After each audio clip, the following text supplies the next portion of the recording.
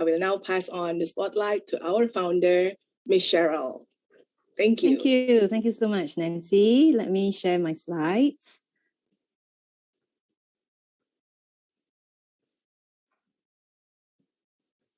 So a very warm hello to everybody again. And it's good to see everyone. We have about 600 people registered for our event. You know, we've been silent for quite a while, so I thought maybe people have forgotten us, but you haven't. Thank you. Thank you for your support and taking the time to join us this evening, depending on where you are, or morning, you know, in case you're not around where I am. I'm based out in Singapore. So today we will be talking about supercharging your child's learning with high impact learning strategies. As I was preparing the slide, it has become now a 4-part series on supercharging your child's learning. And because there's just so many important points to cover. And so let me get right into it. Now, allow me a few minutes to introduce BrainFit in case, you know, we're meeting for the very first time. So my name is Cheryl. I actually am, you know, the founder of BrainFit. And I'm trained as a pediatric physiotherapist and have been working with the brain for years and years now. Immediately after I graduated from Australia, my very first posting was actually into the Children's Hospital, KK Hospital in Singapore. And my first job was actually in the infant ICU where out of the 2 major organs that we had to look after, you know, the physiotherapist, you know, had to go to the ICU every day to look after these babies. One of the organs was the brain. So the other was the lungs to make sure that the tubes helping the babies breathe were clear and healthy. So that started my work with the brain. And of course, I'm a mom now. I have 2 girls, one is 7 and one 10. So real life experience with nurturing my own most precious assets, my children's brains. So so if you ask me, can we truly impact the brain and change that? The answer is a resounding yes. You can change intelligence, you can change capabilities, you can improve learning. Is it easy? Probably no. And I say that as a mother, right? I mean, it is it's a commitment, and we'll talk about that, right? And today we're talking about, you know, learning strategies. It takes effort, you know, it takes commitment into wanting to keep this fresh in the minds, to practice, etc. But we'll talk more about that. All right, so a bit on BrainFit. So I started BrainFit after I left the hospital. And so you see our panelists from the different countries is because BrainFit has grown to the different countries over time. So we run learning centers and offer our programs through the learning centers or work with partner schools in the different countries to deliver cognitive training programs. So our programs cater to children as young as 9 months all the way to older people. And in some location, we run a preschool as well, such as the one in Singapore. So here you can see some of our kids in action. All right. And here are some of the awards we have won along the way and some of our partners in the field of neuroscience. So I won't go too much into that. So I want to talk about, in this very first series, high impact learning strategies. And I'm going to start with a poll. Let me see if I can pull up the poll now. Relaunch poll. Okay. All right, can you see the poll? All right, can you take a minute to help me? Yeah? Can you see the poll? Yes, we can. Okay, great. Yeah, can you take a minute to, thank you, Nancy, to help me answer, just to get us going into the topic, right? Because we're talking about learning strategies. So I would like to know what are some, I mean, of course, there are many strategies. So I've only listed 8. There are a lot more than that, right? But I've listed kind of 8, maybe more common ones, or maybe you haven't heard of. But I just want to know what strategies are you currently using if you were a parent, your kids, or if you were a teacher, your students, right? So thank you. We've got about 25% participation. Let's get that up a little bit more, okay? So if you just scroll down, we have a bunch of I have a bunch of strategies there. So highlighting and underlining is one of them. And then mind maps, right? Or the use of flashcards. We have a dual coding, okay, which is meaning using visual imagery typically to support text learning. Multi-sensorial approaches. Or if you learn an actual memory technique or strategy, a mnemonic device, right? Rereading, you know, as part of your studying, you know, just to go through the text and read again. Or reteaching, okay? You get the student or the child, you know, to kind of teach what they have learned. All right, great. Okay, we're coming up to about 70% of participation. So I'm just going to end the poll in the just about now. Thank you. We're about 70%. Okay, still coming in just a little bit more, maybe. All right, but probably. Okay, thank you. Okay, all right, nice. Actually, it's quite a nice distribution. Let's end that now, yeah, and look at the results. Thank you for your participation. It's always nice to be able to get the all of you to participate, so it's not so one-sided. So let's see, we have about 51%, right? And so this is multi-choice, you can pick more than one. Highlighting and underlining, about half our audience would do that. Oh, mind maps, that's great, about half of our audience as well. Flashcards, about 40%, nice. Dual coding or using visual imagery, about 20, a quarter. Yeah, multi-sensory approaches, yeah, about a third. Mnemonics, okay, about again a quarter. And rereading comes up high as well. And reteaching, that's great, all right? Or self-explanation, so that's about 40%. Thank you. So we're going to be examining this, which one falls under the category of high impact and maybe which one not quite, okay? So we'll come back to this. In this short hour, I have, kind of like structured the presentation into two main parts. I just want to very quickly talk about what is needed for successful learning. Let's go into the learning process itself before we talk about impact, and strategies, to make an impact on the process. All right. So a bit of recap for ourselves on what's going on in the brain, when we're learning. And so here I found quite a neat little slide, right, that talks about just this website that has this model, what they call the universal design for learning, where they kind of split it into three key pathways, okay, and they've shaded the brain for you, right? And this is really quite accurate, right?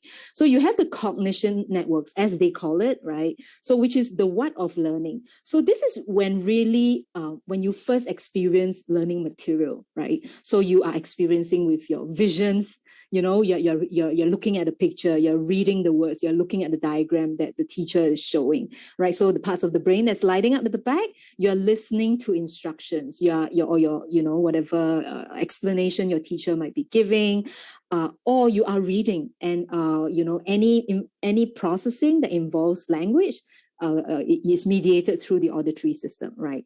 And then you have your movement. Every learning task often involves movement. You're either taking notes with your hand, you're talking and answering questions, so you're using your vocal cords, there's muscles as well. Or you could be doing an experiment and actually physically responding. So that's all that actual engaging with the task networks, the very initial engagement, right? Now, the second part, these authors have called it the how of learning. So where it becomes a bit more strategic. So now you have registered this body of information, is registration only, okay? Now the job for learning is to move it into long-term memory, where it gets consolidated and it becomes knowledge. All right, it's something that you can apply later on, right? You have a bank of knowledge that when you meet with a new problem, you're able to access that. And they have another network as well, the affective network, your feelings, your emotional centers, all inside. The why of learning. Why am I doing this? Why am I even learning fractions, right? There's no meaning. Or I love it, yeah? So the emotions of learning is as well, which is so important. So I really like, what the authors did here, right? And in BrainFit's language, right, we train the brains, right? This is what BrainFit does. We are interested in different skills, brain skills, and implementing exercises or strategies to build up those skills. So in our language, we will think about building up the registration or the recognition networks. So that's very much your processes, your visuals perception, your spatial perception, your attention span and stamina, for example, how you're able to inhibit impulses and distractions and stay on task. So they're all the engagement networks with the material, right? So and that part's really important. Then of course you have the strategies. We are typically a lot more familiar with strategies, like all the strategies I listed. So now it's the methods of trying to learning. I would use that as registration plus moving the information into long-term storage. All right, especially the second part of that. Now you're converting, information you might have comprehended, and now you want to retain it permanently. All right, and finally, we talk about emotional coaching, where we are wanting more positive mindsets, more emotional regulation abilities to kind of optimize the brain, keep it in an optimal state for learning.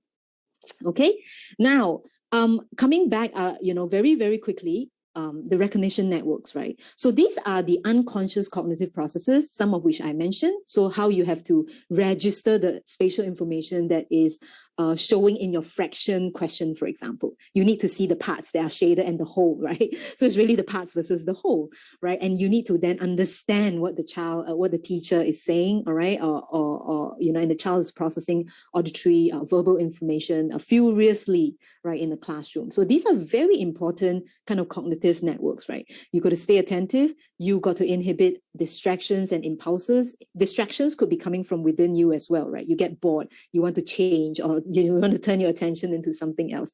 You have your working memory. That's your heavy duty engine, a working kind of like a manipulative memory that's trying to connect new information with older information. So there's a very busy process. Now, the speed of doing all this is your processing speed, right? How quickly the neurons are able to talk to one another here. Cognitive flexibility, whether you can, flexibly shift from maybe one topic to another or to another piece of information, pull in another detail, formulate categories in your mind, so that filing can be neater, right? And then, of course, your fluid reasoning, right? That involves application, that involves seeing patterns, right? So that you can kind of apply knowledge. So we have a whole bunch of what we call cognitive skills.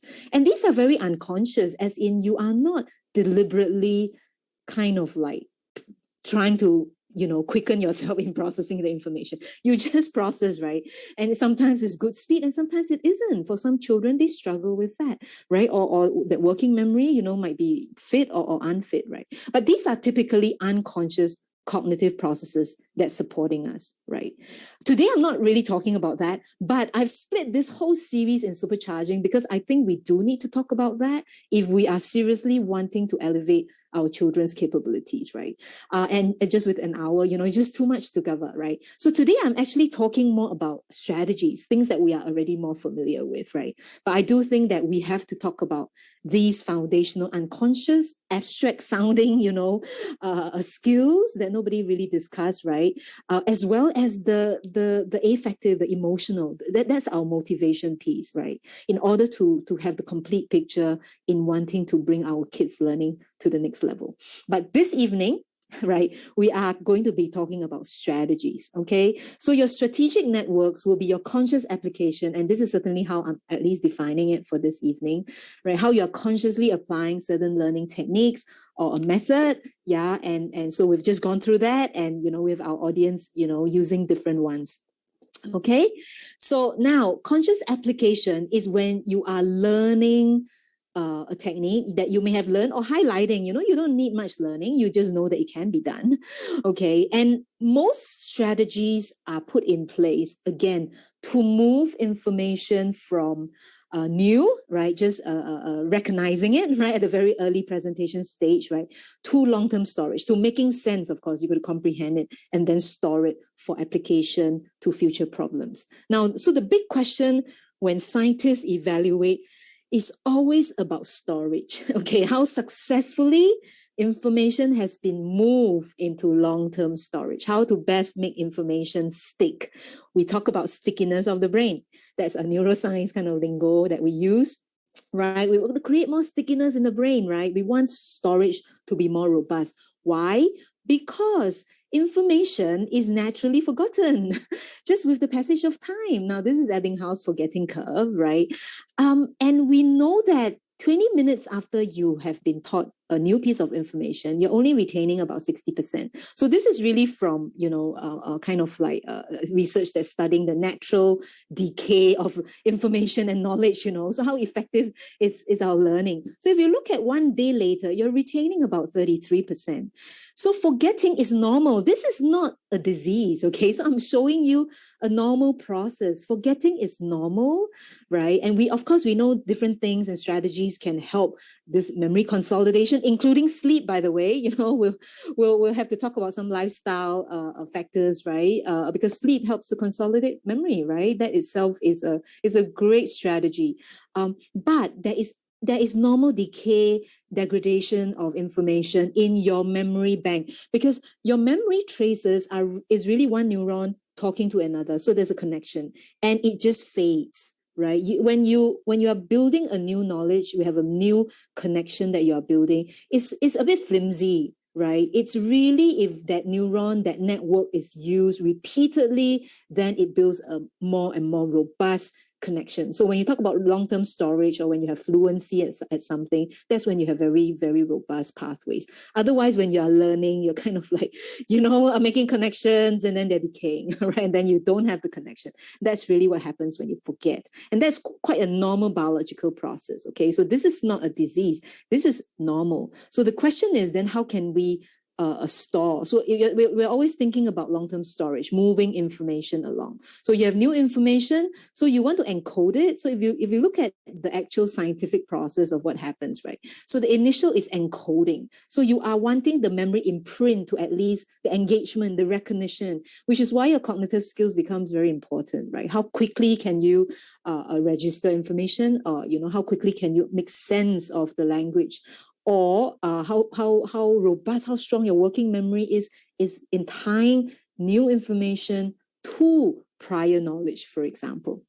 Okay, so this is all STM is short term, right? So information can get lost along the way as it's being transmitted in, yeah. And let's say you're not paying attention, a bit of information is never registered, all right? It doesn't get encoded, which is why, attention span is so important for this entire memory process.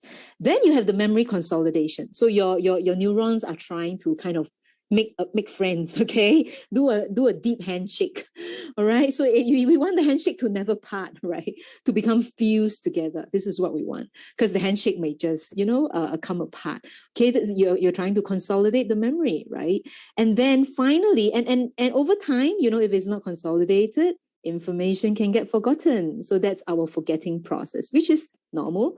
And then you have your retrieval process, right? Your evoking of the memory. When you need to recall it, you have a test question now. They're asking you, solve this fraction problem.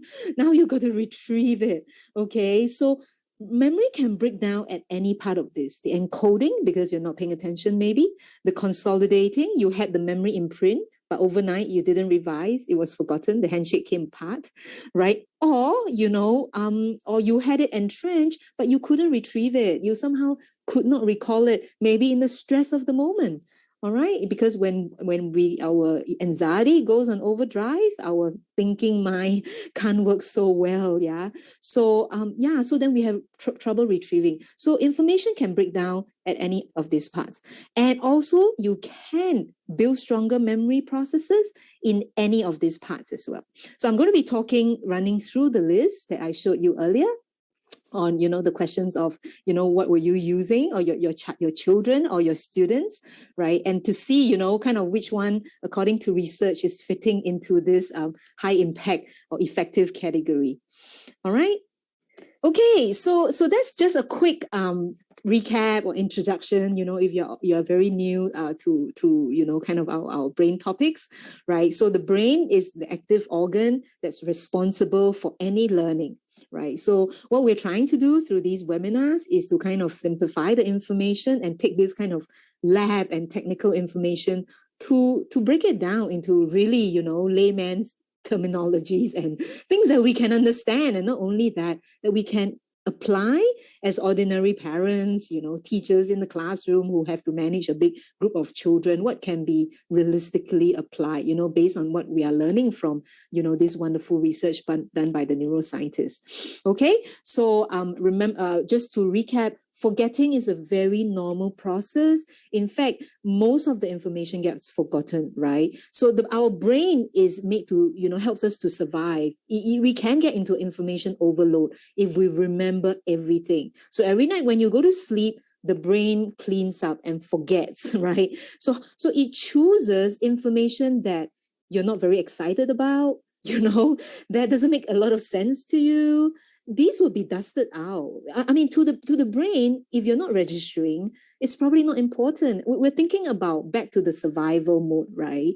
So we remember, the snake is so scary, it can kill us. So we'll always remember that snake, right? Because we have heightened emotions, because the moment you see a snake, we want to run, for example. So if information wasn't kind of met with great excitement, all right, or, heightened emotions, or necessarily even understood, why would the brain retain it? Okay, which is why learning, especially, you lose those information. Whereas your child can tell you in great detail what happened at the party 2 weeks ago, all right, who was doing what to who, right, and what made them mad, okay, because it's different level of importance, as perceived by the brain, not perceived by us. Of course, we want the school information to be given higher weight, right? So, which is why we then talk about, okay, in that case, when we are learning, can we create those circumstances that, make it more memorable, perhaps, for the brain to retain information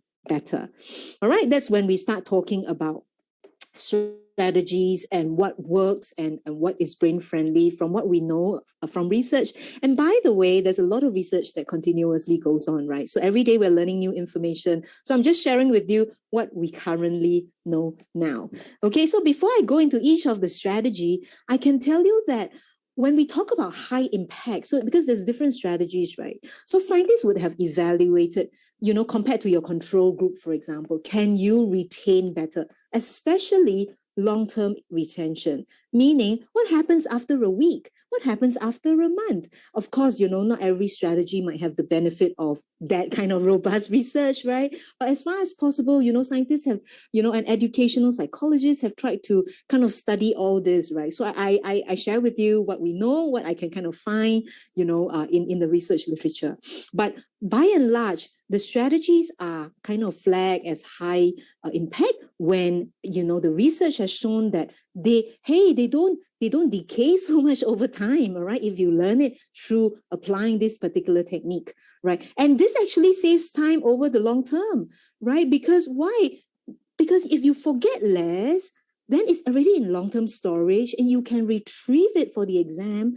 It frees up time for you to study again and to recap and revise and forget and review and forget, right? So over time, it's smart strategies, right? I'm highly interested in anything that saves time for my children, to be honest, because I'm from Singapore.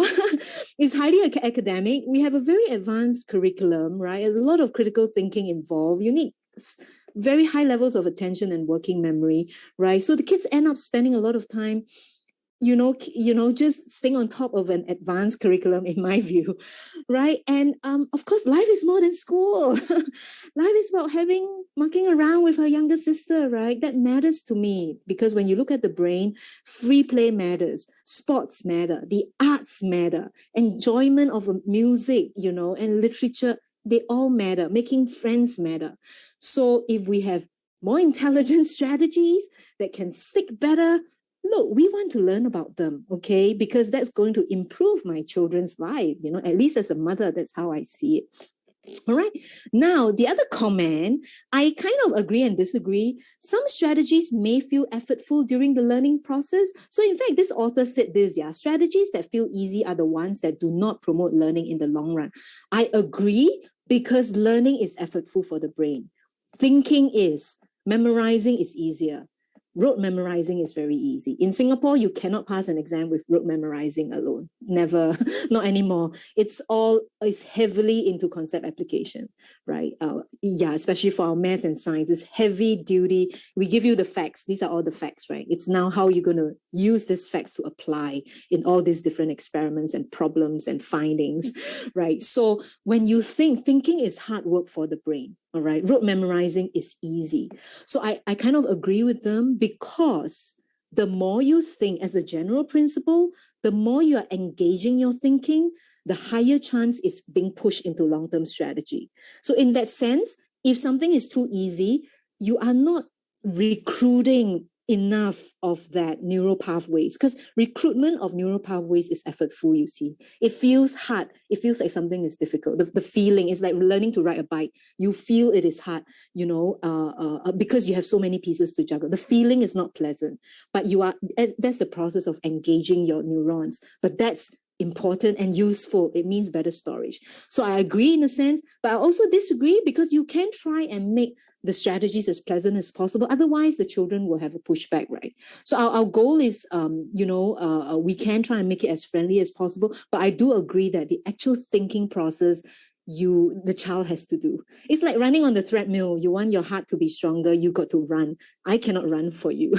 I cannot move your limbs passively and think that you're running. Your muscles got to work. So thinking, remembering, learning is a little bit like that. There is no shortcut. But yes, we can make it a lot more pleasant. All right. So it need not be dreadful, but effortful. Yes. Okay, so I'm just going to go down the list, all right, with each of the technique that I talk about. And let's start with reading and highlighting. Okay, so not reading, highlighting and underlining. So what the researchers did was they had two groups of students. One group read information and highlighted or underlined important texts, okay, as they went along. And another group didn't. They just read. Okay, what did they find? There was no difference in the ability to retain. Now, was it interfering? That's the second important question, right? Not necessarily interfering, except it can interfere if the text involves a lot of inferential thinking, meaning more abstract. I mean, that would be the other way to think about it. So it's harder text, right? Something you have to think about, connect ideas. It's not literal. It's not in your face, right? It's something you need to think.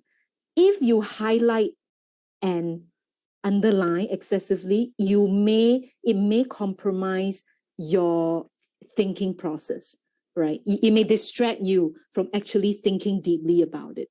Okay, so it does have interference, considerations. So I think that part's important to know, right? And then the scientists tweak a little bit, right? So then they did a research, which the scientists agreed that they needed more research, right? But I think, the principles make sense. So then they had a group of students. These were different researchers, right? So there was a particular study who then taught the students how to highlight, right? And they gave them instructions that they were supposed to highlight or underline. It doesn't matter, highlighting and underlining has no difference, yeah. They are supposed to do that sparingly. So I think there were a couple of different researchers that I read. One was that you were only supposed to highlight the main idea, okay, in that experiment. All right. And for another experiment, they actually said they were going to penalize you if you underline or highlight excessively. They wanted you to highlight just the main key point or maybe one or two key points, right? And that you would be penalized if you don't. So in those circumstances, then there seems to be a benefit, right? So again, we are talking about not being mindless. It goes back to the basic principles. You got to think and engage with the content in order to push it to long-term memory more successfully. So if you're doing something mindlessly, right? So some scientists call it the illusion of mastery. You have all these textbooks that are heavily highlighted, right? You think you know them, and actually maybe it is you don't, right? When you're being tested, it might not show up like that. Okay, so this is certainly what we are able to learn, from the research that I've encountered, which I think has important implications. So I think you can use it, but make sure that especially when it is a passage that involves more advanced thinking, then that you may not use that.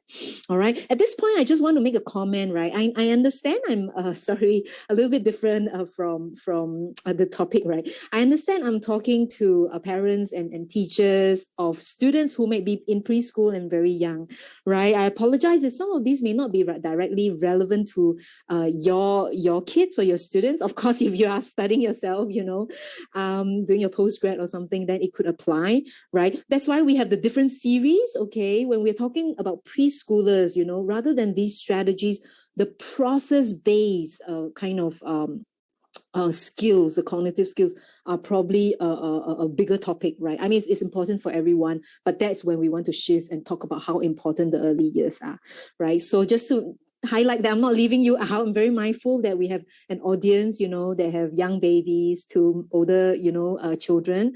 Yeah. And so, but this might be just interesting information in case you are doing your own studying. Yeah. And of course, learning never stops. Okay. So that's that bit about highlighting and underlining. Now let's talk about mind maps. This is my daughter doing her mind map on life cycle, right? This is our Singapore grade 4, primary 4 on life cycles. All right. So there's 3-stage cycle, 4-stage cycle here, and the plants and the animals.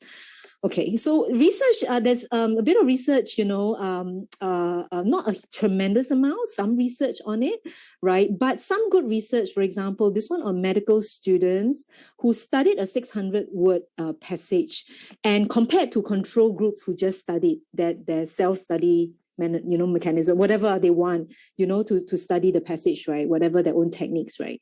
And they found that the students in this study who implemented the mind map strategy, as in they put down the details into a coherent kind of a map, right, with all these details. When they were tested 1 week later, so this is nice, right, because it tested delayed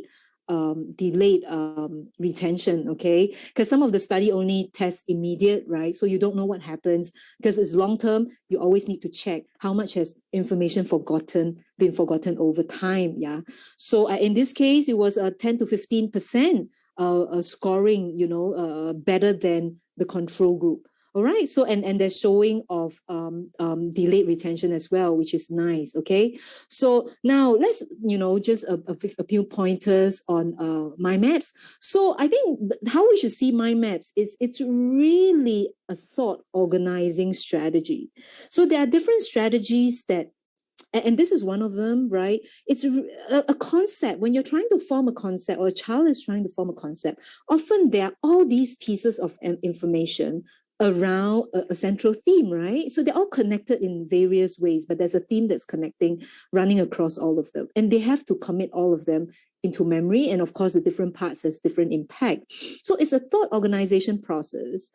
So the visual mind map, right, helps us to create a big visual chunk. We talk about chunking as a strategy, meaning that you create information into neater pockets, smaller pockets, right? And of course, you can have sub mind maps, right? You can draw a mind map of an area of a detail of a mind map, right? So you can just have something on the life cycles, for example, right? Mind maps just on this 3 and 4 stage, for example. All right. So it depends on how you are kind of chunking the information so that it becomes more manageable, right? We know that when we create more chunks, then each chunk has little bits of information, then that's a better retention strategy than a lot of information all at once, right? And of course, it uses visual imagery. So often we are good with retaining visual information. Our visual memory is powerful, right? Text information can be lost, right? But our visual responses are fast and impactful for us, right? So that engages that visual system as well. Okay. So now some tips, right? So if you're trying to draw a mind map or have your child, use a mind map for the very first time, these are some of the pointers that we tell our students. Use pencil to start because they might erase, yeah, because you need to really plan some of your visual spaces around the page. Okay. And here I want to talk about the need for cognitive processes again, right? So this is very much a visual strategy. So in order to apply visual strategy successfully, or even to like it, your visual processes need to be strong. I'm talking about the recognition networks now. Okay, that means you see visual information, you're able to organize it visually. Some kids have a very, very hard time. Children who may have messy handwriting, who are quite disorganized with their own space, right? Visually, they might not have great strength in organizing information visually. Then if you want to do a mind map kind of strategy, you might have pushback, or the child might tell you it doesn't work, right? It's very hard, right? Just using the strategy, and they're probably right. Okay, so there is an interlink of the different skills that's needed. All right, but generally, as a population, as humans, visual, our visual sense is a strong one. Okay, the children have to plan enough space, so there's not too cluttered. Use curved lines. We respond better to curves than to like boxy lines. All right, so this is from another piece of research, right? That's not necessarily on mind maps, but it certainly showed that we paid more attention, we were more tuned in to curves than to kind of angular and lines, all right, curved lines than to straight and angular kind of lines, all right. So your spacing got to have enough space, your lines, right? And then of course you can use colors. Here we don't have colors, but you can use primary colors, for the different associations. You can use drawings to reinforce your recall, all right? And of course you can use keywords and phrases rather than writing long story. When my daughter started to use my map, you will see that every point is like a big long paragraph here. Every big long paragraph. So it is a skill as well, right? To synthesize it. What is the core idea? Right, Isabel, what is the core idea? It's actually hard, right? But it then forces you to crystallize your thoughts, right? As you use keywords and phrases rather than statements, okay? Then using your images, use of color, and of course your spacings among the different association, right? Like your first tier and your second tier, make sure that not too far apart. So there's some of these kind of things you learn if you're going to a MyMaps class, all right? But of course you can, there's information on the web as well. But these would be a nice comprehensive list for all of you here, right? If you are, wanting to introduce a MyMap to your child. It's something I recommend. I think there's adequate research supporting it. My children have benefited from it. So it's something that I do recommend. Now let's talk about flashcards, okay? So in a study now this is quite robust because it's a big sample size, 415 first year, psych students, right? Psychology undergraduate students. Those who use flashcards for all three exams in this, in their particular school, right, has had significantly higher exam scores overall than those who did not use flashcard at all or only use flashcards on one or two of the exams. So certainly, the psych departments are interested to study that, right? Now, I must clarify what flashcard is, right? Now, if you are talking about rapidly flashing the cards for a preschooler, yes, it is, the cards might be the same, but we're not talking about flashing. Flashcards is a retrieval strategy. This is really the key. It is not the cards that is unique. It is not the flashing that is doing any difference to the child, right? It is actually the process of recall for the child. This is what is actually making it work, okay? Flashcards not combined with retrieval practice has never been researched. I mean, at least not in the Western literature. Flashcards is easy to use as a quick test, right? So it's always, do you know this? Hey, I want to practice retrieval. I want to practice recalling information that is already in my bank. So one of the reasons why we don't typically use a lot of flashcards for preschoolers is because they are forming their knowledge bank. They're learning so much, right? So there are a lot more high value things to do for preschoolers, i.e. flashcards is not one of them. Flashcard is a recall technique, right? It must be coupled with retrieval in order to have its maximum power and beauty, right? So it means that you are testing information that is already stored, usually for an exam situation, and whether you are able to retrieve.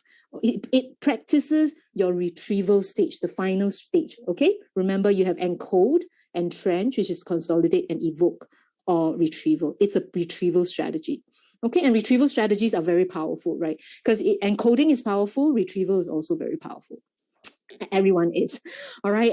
But retrieval is not something that we need to neglect, and it is powerful in that sense, right?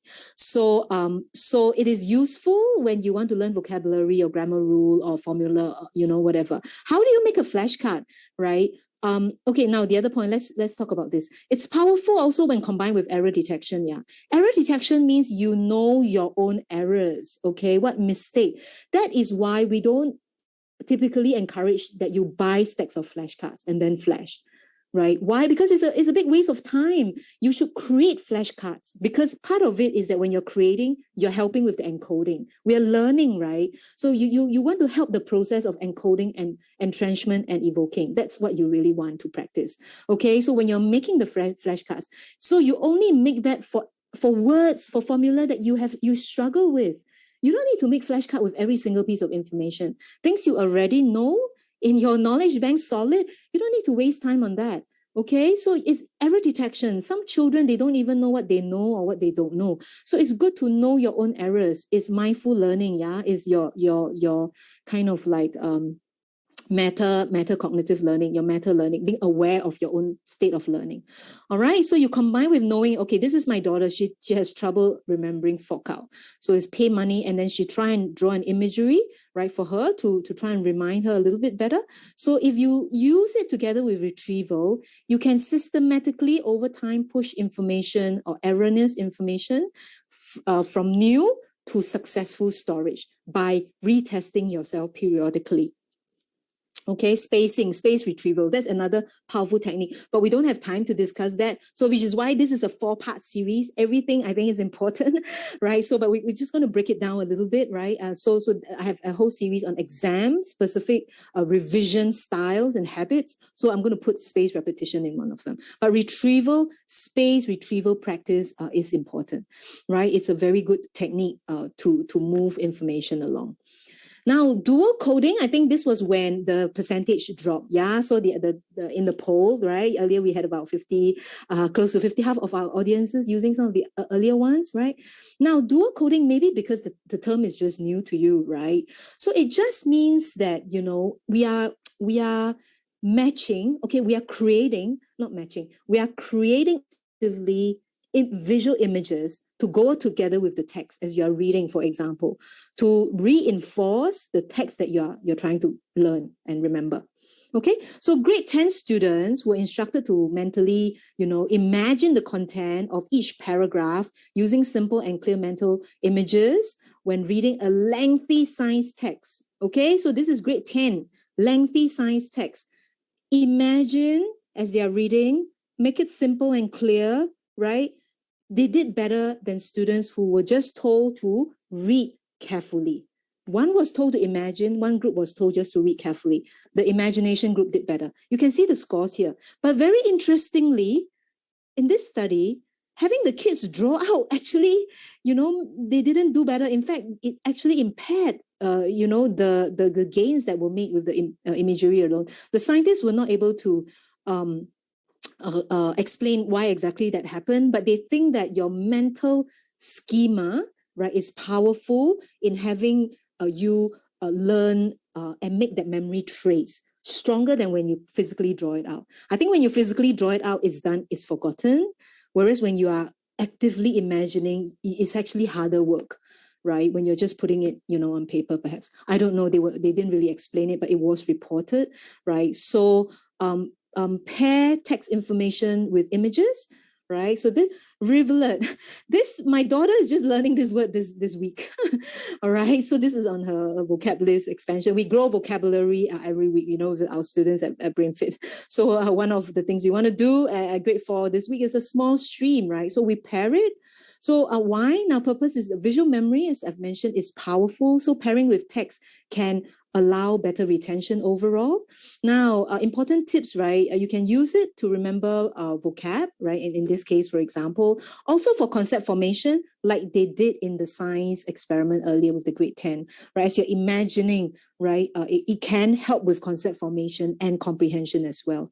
However, some criticisms might be that if your content is too abstract, more higher order, then it may be not imagery friendly, right? If you are discussing democracy, how are you going to imagine democracy or authoritarian regimes? I suppose you can, but it might be harder, right? Some of these abstract terms, empathy, so you have more imagery friendly text and not. I mean, we're talking about the higher levels, right? For the lower levels, generally in primary school, I think you can do that even with some of these concepts for math and for science, right? You can imagine or visualize the image.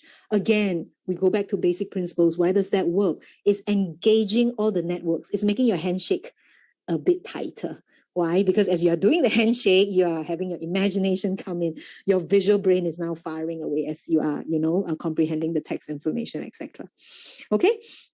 So that's dual encoding. It just means engaging more senses, okay, such as the multisensory approach. All right, so multisensory is more explanatory, in its term, I guess, rather than dual coding, right? But the idea is not different, that we are engaging in dual coding is just simply engaging the visual sense, typically into text information. So two channels, right? So now I just want to clarify, it's not about learning styles, okay? I had done one webinar before, is that learning style is a bit of a myth, yeah. So we have cognitive strengths and weaknesses in our visual, motor, and auditory, but learning style is not, it's not, should we teach to the child's learning style? No, the research doesn't support that at all. All right, so it's not quite learning style, but that imagery itself with auditory information is a good pairing, okay, to form a better memory handshake, all right, in the brain. Now, multisensory approach, now this is probably a bit more relevant for some of us with the younger ones, right? So it's often used, very naturally used, because our kids are out and about, right? Now, multisensorial approaches have demonstrated great, really nice impact on early development, like reading skills, writing skills, as well as academic performances in math and sciences.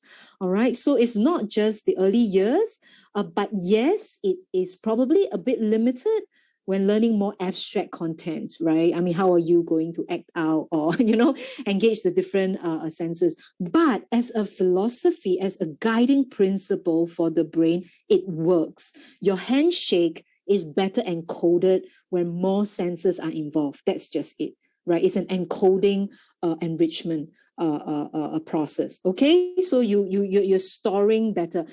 Okay, somebody mentioned this, right? Visual, verbal, sensory, motor, and also emotional networks. That may not be a sense. So maybe multi-channel approach might be better. All right. So anything that's engaged, right? All these senses as well as your emotion networks, they all contain their own memory systems as well, right? So when you have multi-channel learning, it increases the likelihood of both storage and recall, right? Rather than their own memory system, it's really the richness of the encoding, because when a lot of senses are involved, when you are forming that imprint, your network is a rich network, right? You can imagine a lot more neurons firing into that big handshake that has so many people, so many hands involved. Okay, so the handshake is a kind of a stronger imprint to fate, right? Because so many hands are involved, and you have to break it at so many levels. Okay, if that helps you to kind of understand it. So some considerations or tips, right? Great for younger students, right? We're naturally hands-on with them, Great for students as well who may have difficulty with learning through your traditional just visual or verbal channels. Great for students with short attention, right? Because you're out and about rather than just listening. And of course, most of us do, right? Have short attention. Again, I mentioned it may be more limited when learning more abstract content. Now, this is one multisensorial thing we can do. If you're taking notes, handwriting has kind of been shown by research to be a bit more superior than typing notes, because when you're writing, you're encoding stronger, with the movement of your fingers and the control of your pen, right? If you're taking notes, again, that's why we choose to make a flashcard rather than conveniently buy a stack of flashcards and not only have words that you don't need, but also it's to help the encoding process, right? By adding to that handshake again. Okay, so now we have mnemonics. Okay, so I better speed up a bit. All right, now mnemonic devices, these are the memory techniques. Okay, now this is just something I'm just going to highlight a bit, academictips.org, if you're interested in that, right? So I just took it from them as a screenshot. I have to acknowledge them. Okay, so basically they have all these different systems. I don't have the time. It's not my intention to go through each one of them, right? But there is a whole class of mnemonics that you can teach people, okay, from very simple but maybe not very effective, like linking, like making a story we may do with some preschoolers, not necessarily very effective, right? But it just teaches you to link and make your information vivid so that you can make it into something more memorable. But I much prefer the pack system, the rhyme mnemonic. All right, the rhyme pack is simple but very effective, I think. Shape mnemonic, you can use that as well. I use the rhyme a lot more. Alphabet system, which is more complex. Now, these are some really powerful systems, okay? But it can be hard to learn, especially the major system. We do it with some of our executive training, right? But if you have heard of memory palace, right? Or the journey method, right? I mean, people have used it to, win the memory Olympiads, right? Where you can really retain lots of information. But by the way, I just want to clarify, memory is not intelligence, okay? It's different. Your cognitive processes are more your intelligence network. Memory is memory, all right? Remember, rote memorizing doesn't even take a lot of effort. Okay, I mean, I just mentioned that because I mentioned the memory Olympiad winners because they did a research and found that these Olympiad winners who actually didn't have higher IQ. That just came to mind. But obviously, it's very impressive, right? If you can remember decks and decks of cards, and I can imagine in school it might be useful. Okay, so the purpose is to create memorable memory hooks for better retention. All right, maybe I just show the video first. There's a bit of a distraction, then I talk about that. So this is what we use in the holiday program, and we use the number pack, the rhyme, okay, or RAM pack system, and we taught the children. Quite easy to learn. And this was our children just reciting pi, okay? Okay, ready, 1, 2, and... Okay, what is pi? 3, 1, 3.1415335. All right, well done. Okay, and this is a piece of cake. This is a long string. How did he do it? What was he recalling? He was recalling a story, just to let everybody know. This is what you do with memory packs, okay? So you teach the children a system, right? And then you have the numbers, you link the number to the packs. So there's a set of packs you must learn first. Usually with a technique, there's a set of rules, especially the powerful ones, right? So this is something that you can be used to remember numbers, for example, lists, etc. Now the tip to make it fun, all right, and the best recall is to create funny or outrageous hooks for the best recall, right? Can be used for lists of names, numbers, like in this case, even speeches, right? If you use the memory palace. Of course, the criticism is that you need consistent use, otherwise you may forget it. PEG is something that you need to use on a regular basis, otherwise, it may not be retained. Okay, now rereading is as a strategy. Again, a lot of us, take that because we're probably familiar with that. Although rereading is relatively economical with respect to time demands and training requirements, you don't really need to train. When compared with some other learning techniques, rereading is also typically much less effective. If you think about it, it is not a very effortful strategy, okay? So rereading, unfortunately, hasn't come up to par compared to some of the other research strategies in being shown to be effective as a retention strategy, all right? So so I'm just reporting that. So don't reread. If you have to, do a retrieval exercise, test yourself, use a set of flashcards, recall your mind map, draw it out from memory. Retrieval practice is a lot better than trying to re-encode. Rereading is just trying to send in information again, right? So not as effective as retrieval practice. So the last I'm going to talk about, right, reteaching and self-explanation. So self-explanation effects have been shown across an impressive age range, all right? Self-explanation effects have also been shown across an impressive range of learning outcomes, including on different measures of memory, comprehension, all right, and abstract transfer, okay? Transfer to kind of more abstract content. What is reteaching and self-explaining? Again, we had people rated quite high, so that's great. So it's really having the child explain to you, right, or themselves out loud. Self-explaining would be you explain to yourself. Reteach would be you explain it to someone else. It's the same idea, okay? And the core component is it involves students having to explain how they are processing the information. Okay, so they got to go back to the thinking, which is why it is powerful. Okay, it supports how the integration of new information with your existing prior knowledge. Okay, when you have to go into the thinking process, not only think but now verbalize the steps and the explanation, either to yourself out aloud, all right, or to an adult. Okay, both younger and older students, we can use this strategy. With the younger ones, you can ask them, oh, how did that happen? Can you tell me why? Okay, how did you do that? What happened there, right? So these are some questions that we can ask.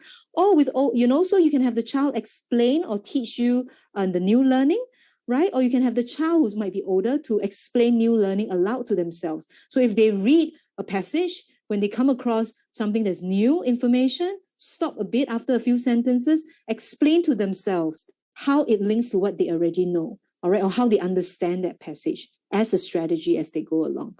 It slows down your reading. People may not like it, but remember the first point, when effort is involved, which is why some kids don't like it, they think it's too tedious, right? I might as well just read. But when you read and you explain along the way, that's when your handshake again becomes a more robust imprint. All right. So to conclude, right, so the bold ones are the ones that certainly standing up to a bit more scrutiny, in terms of research backed support on its efficacy and for long-term retention. And so hopefully I've gone through some of this, right? And before I take any questions, all right, and I'm just going to introduce some of our webinars that's coming up. Remember, my one webinar has now broken it up into a 4-part series, right? The next webinar in about a fortnight's time, I want to talk about some of these spaced strategies and also interleave strategies. I don't know, revision, if you have heard about that, versus block revision. So some of these are much stickier revision habits, in fact, techniques or habits for the best exam retention, meaning you have an output, is very clear, you have a date, how am I going to have a habit that supports that occasion? And then I want to move on to talk about these cognitive skills. Remember, I talk about in the early years, and without some of these working memory or visual processes, some of the strategies cannot be applied, and how is heavier linked to intelligence. Okay, and finally, to the end of September, we are going to talk about the affective network, the mindset and how it comes into play, and how we can wire a more positive mindset, to have a much more impactful learning outcomes. That's all I have. Nancy, I got 2 minutes. You have any questions for me? Please fill in this feedback form. Yes. Yes, there are a few questions here. Let's just get right to it. Lacey T is asking, so is different teaching techniques work well on different child? I can tie it up with the next question from Ting Pin Singh. Which strategy would you consider as the most important?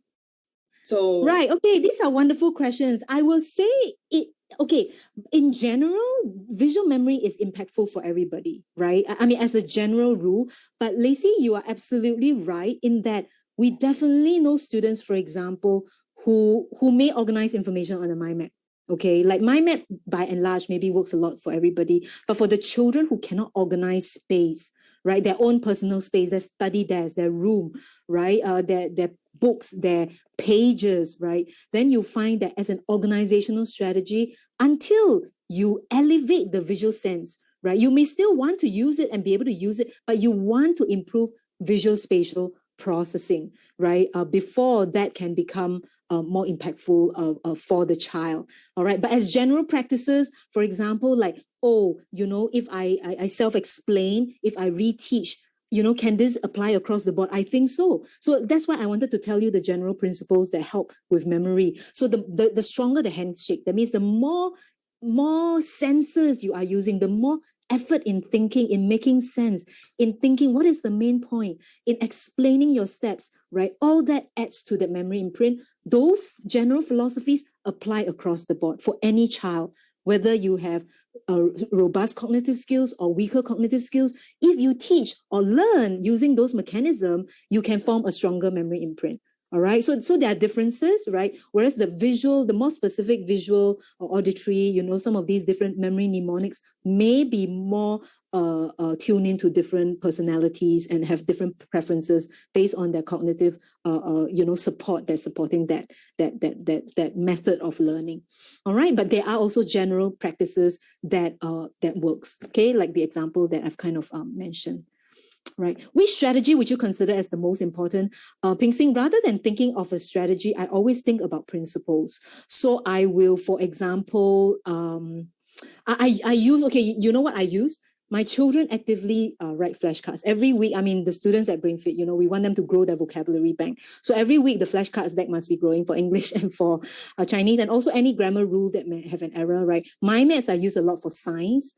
Right, there's a category formation. We use the Cornell note. I don't have time to talk about that. So there are principles that it really works. For example, thought organization, kind of like organizing your thoughts. All right, so note taking or your mind map is an organizing strategy. Okay, reteaching. I love reteaching. Have the kid explain to you, right? That forces them to think about the content, right? Encoding visually, multisensorially, that works for certain things, right? Like a new vocabulary. Essay writing. You know, if you're talking about powerful sentences and phrases, you know, in Singapore, they're crazy. You know, it's so crazy. You need to have 25 punchy phrases, you know, to score well in the PSLE, right? Now, the multisensorial can work quite well for that. So I would say that rather than as a most important or child-specific, yes, there are child-specific differences. I will say to what subject, okay? And then applying some of these guiding principles, right? It's impossible to draw a flashcard for science when you have a complex magnets, you know, concept. I suppose you can break it down into small bits, but I think maybe mind map would be a more effective strategy. So it's kind of more subject specific, and different strategies, I think, have their place for the different subjects, right, in helping retention there. So I hope that helped, Nancy, with that question. Yes. Yeah, but great questions, yeah. Yeah, sorry, I'm just reading. Should I just read Elaine Ho's, right? Yes, sure. Some of the questions were already answered by our panelists, team of panelists. Yeah, okay, no, that's great. Yeah, no, strategies. Was there a question on the little ones? There was, but it was just answered about for the 3.5 years old. What would be the strategy? Yeah. So was there an answer already? No. That was already answered. Okay, that's great. But just to comment on that, right? So little ones, some, like I mentioned, some of the multisensorial approaches, right, I think is the best, right? As Jeanette has kind of talked about, because kids are out and about, they are not in the sit down kind of strategy. But the other thing you can use would be to reteach. Okay, reteach can be across the board. Okay, flashcards I probably won't use. Mind maps will probably be too hard.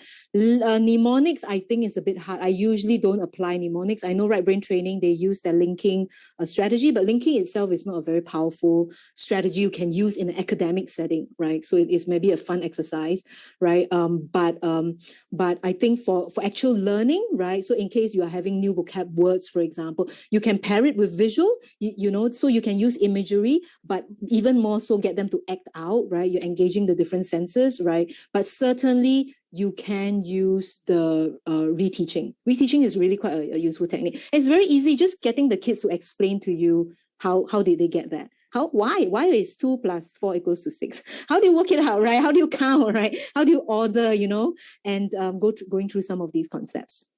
Okay? I see. All right. So multisensorial for the younger kids and reteaching. Yes. Oh, we still have quite a few questions, huh?